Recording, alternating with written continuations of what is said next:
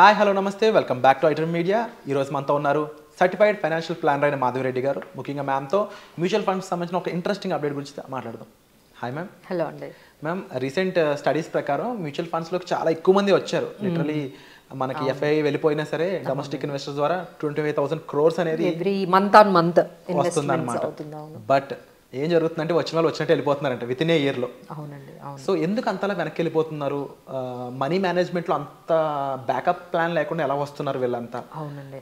దానికోసం backup plan ఉందంటే ఎలాంటి ప్లాన్ ఉందంటారు? సో ఆంఫీ కొత్తగా ఒక డేటా ఒకటి రిలీజ్ చేసిందండి, విచ్ ఈస్ వెరీ షాకింగ్. ఏవైతే కొత్తగా ఎస్ఐపి రిజిస్ట్రేషన్స్ అవుతున్నాయో ఆ రిజిస్ట్రేషన్స్లో 80% క్యాన్సిలేషన్స్ ఉంటున్నాయి. అంటే వాళ్ళు ఎవరు కంటిన్యూ చేయట్లేదు.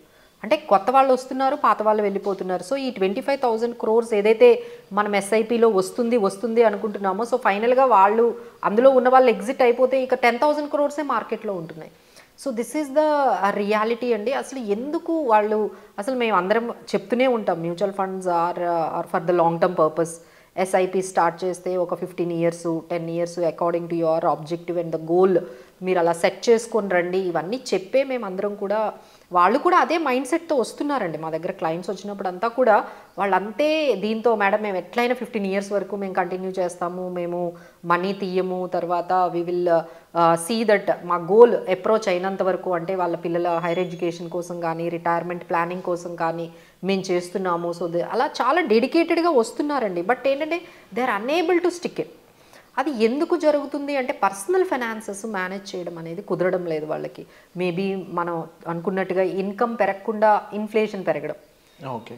So that could be the reason. అంటే వాళ్ళకి ఏంటంటే ఎక్స్పెన్సెస్ అనేవి పెరిగిపోతున్నాయి, ఇన్కమ్ అక్కడే ఉంది. సో వాళ్ళు ఏమనుకున్నారంటే ఎస్ఐపి నేను ఒక 10,000 చేస్తాను, 15,000 చేస్తాను అనేవాళ్ళు ఎప్పుడైతే ఈ ఎక్స్పెన్సెస్ పెరిగాయో వాళ్ళు చేయలేకపోతున్నారు. అది ఒక రీజన్ అయ్యి ఉండొచ్చు. లేదు, సెకండ్ ఏంటంటే కొంచెం డిసిప్లిన్ కానీ సిస్టమేటిక్గా స్టిక్ అయ్యి ఉండలేకపోవచ్చు. సో అండ్ థర్డ్ వన్ ఏంటంటే బేసికల్గా ఏంటంటే అంతా కూడా ఇప్పుడు మనకి డైరెక్ట్ ఫండ్స్ వచ్చేసాయి. అంటే మీరే యాప్ ఓపెన్ చేస్తున్నారు, మీరే అందులో ఎస్ఐపిస్ చేసేస్తున్నారు, ఒక ఎక్స్పర్ట్ దగ్గరికి వెళ్ళడం కానీ అట్లా ఏమీ ఉండదు, మీరే డిసైడ్ చేసుకుంటారు ఒక ఫండ్ అనేది.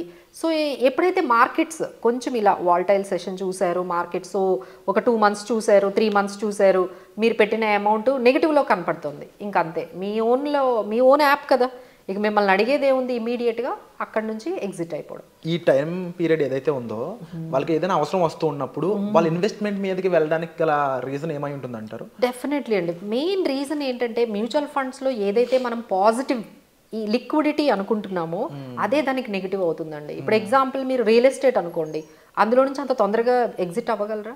లేదు, కష్టం. ఎందుకంటే అమ్మో ఇప్పుడు నేను అమ్మితే నాకు అంత రేట్ రావట్లేదు, మొన్నంతా కూడా 10 lakhs చెప్తున్నారు, ఇప్పుడేమో అది 8 lakhs అంటున్నారు అనగానే మీరు ఏం చేస్తారంటే you don't exit. Definitely you have that attitude for the real estate. Real ఎస్టేట్లో మనకి ఎంత లాస్ వచ్చినా వెయిట్ చేద్దామనే ఉంటుంది మీకు patience.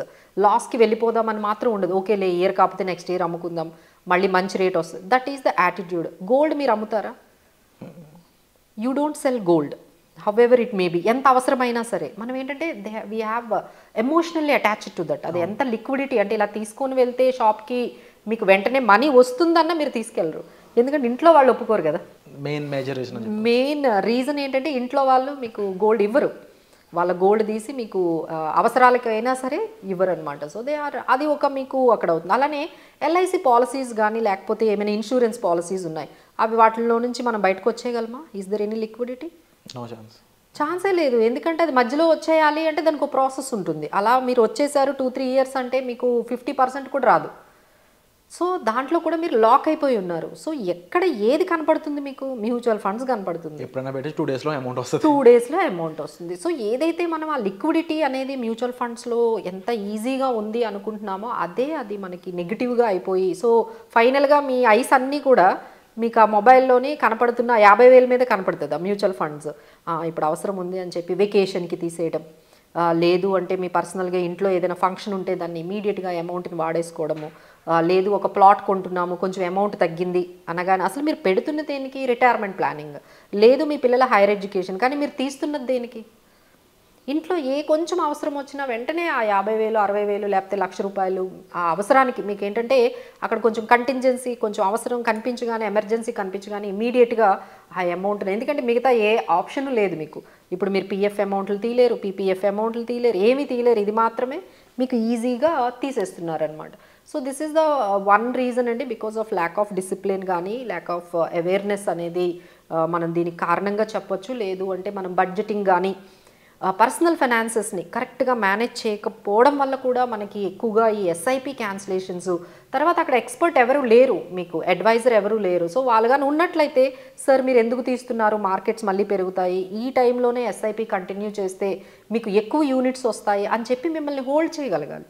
If you have an expert, if you have an advisor, if you have a planner with you, వాళ్ళు ఎప్పుడైతే మీరు రిడీమ్ చేస్తున్నారో మీకు తెలిసిపోతుంది. అంటే మాకు తెలుస్తుంది, మా క్లయింట్స్ ఎవరు రిడమ్షన్ చేసినా మాకు తెలిసిపోతుంది. వెంటనే మేము వాళ్ళకి చెప్తామన్నమాట, sir why you are applying for the redemption, మీరు ఎందుకు చేశారు, ఆగండి. అండ్ డెఫినెట్లీ మార్కెట్స్ లాంగ్ టర్మ్లో ఉండే బెనిఫిట్ని మేము ఎక్స్ప్లెయిన్ చేస్తామన్నమాట. వాళ్ళకి ఏంటంటే ఆ టైంలో కొంచెం ఫియర్ ఉంటుందండి. మార్కెట్స్ ఎప్పుడైతే కంటిన్యూస్గా ఫాలో అవుతున్నాయో డెఫినెట్లీ పీపుల్ గెట్ ఫియర్. అరే ఇప్పుడు ఎందుకులే, తర్వాత మళ్ళీ స్టార్ట్ చేద్దాము, మార్కెట్స్ ఇప్పుడు అంతా నెగిటివ్లో ఉన్నాయి, మళ్ళీ తర్వాత మార్కెట్స్ పాజిటివ్లోకి వచ్చిన తర్వాత మళ్ళీ వద్దాము అనే అలాంటి మెంటాలిటీతోనే వెళ్ళిపోతూ ఉంటారండి. వాళ్ళు అలా తీసుకున్నా నష్టమే వస్తుంది నెగిటివ్లో ఉన్నప్పుడు తీసిన వాళ్ళకి. ఆ టైంలో ఒక అమౌంట్ కానీ ఒక సిచ్యువేషన్ కానీ నీడెడ్ ఉంది అనుకుంటున్నాను. అవును, అలాంటి టైంలో వర్స్ట్ కేస్ సినారియోలో ఏం చేయొచ్చు అంటారు? డెఫినెట్లీ అండి, there is a very good option we are coming with and very good solution. దాన్నే మనం ఏమంటామంటే లోన్ అగేనెస్ట్ మ్యూచువల్ ఫండ్స్ అనేవి ఇప్పుడు మార్కెట్లో చాలా ఈజీగా అవైలబుల్గా ఉన్నాయండి. మీకు ఒక 50,000 కావాలి అనుకుంటే మీ దగ్గర ఒక 5 లక్షలు ఉన్నాయంటే దాని మీద 50% లోన్, అంటే 2,50,000 వరకు 2 lakhs వరకు మీకు ఎంతైతే పోర్ట్ఫోలియో ఉందో దానికి 50%, 40 to 50% మీకు లోన్ అయితే అవైలబుల్గా ఉంటుంది. ఒక్క 1 అవర్లోనో లేకపోతే ఒక 1 డేలో 1 hour to 1 డేలో మీకు మొత్తం ప్రాసెస్ అంతా ఆన్లైన్లో జరిగిపోతుంది. సో ఇప్పుడు మీరు అది కానీ ఆపారనుకోండి, మీరు అది ఇన్వెస్ట్మెంట్ని క్యాన్సిల్ చేయకుండా మీరు ఆ లోన్ తీసుకున్నట్లయితే that investment might grow for 15%. మీరు ఇంట్రెస్ట్ పే చేసేది 12%. అగైన్ యు ఆర్ లైక్ ఏంటంటే మనం ఆ ప్రిన్సిపల్ని ఇన్వెస్ట్మెంట్ని ప్రొటెక్ట్ చేయడంతో పాటు ఇంకా 3% ఎక్స్ట్రా మీకు మిగులుతుంది. లేదు మీరు కానీ ఎగ్జిట్ అయిపోయారు అనుకోండి, you are losing the entire return as well as you have to pay extra. Like అంటే ఆ తక్కువ ఎన్ఏవికి మీరు కలెక్ట్ చేసిన యూనిట్స్ని మళ్ళీ మీరు కలెక్ట్ చేయగలరా? కష్టం. యూ కెనాట్ టైంని తీసుకురాలేము. ఎందుకంటే మీరు 2 years నుంచి ఇన్వెస్ట్ చేస్తున్నారు, చాలా అంటే కోవిడ్ టైం నుంచి మీరు ఇన్వెస్ట్ చేస్తున్నారు, ఎన్నో యూనిట్స్ని మీరు దాన్ని అక్యుములేట్ చేశారు. ఇప్పుడు అవన్నీ తీసేస్తే now you cannot by at that now కదా, మీరు మళ్ళీ ఇప్పుడు బై చేయగలరా?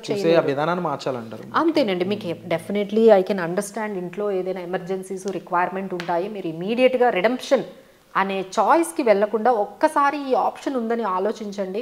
మీకు ఆ లోన్కి ఎగెనెస్ట్ మ్యూచువల్ ఫండ్స్ అనే ఆప్షన్ ఉంది, మీ దగ్గర కూడా అవైలబుల్గా ఉంది.